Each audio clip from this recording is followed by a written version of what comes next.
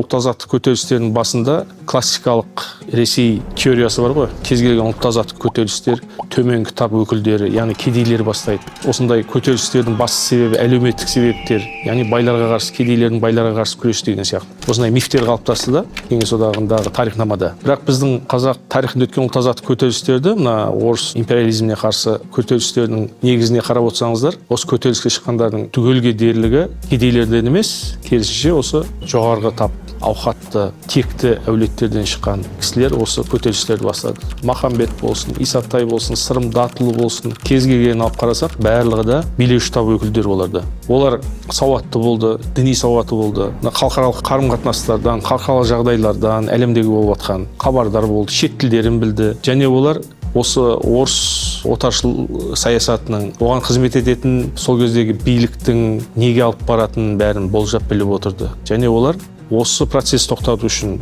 қазақ хандығының тәуелсіз болып қалу үшін, отарлықтың езгісіне түспеу үшін қолдарына келген барлығын істеді.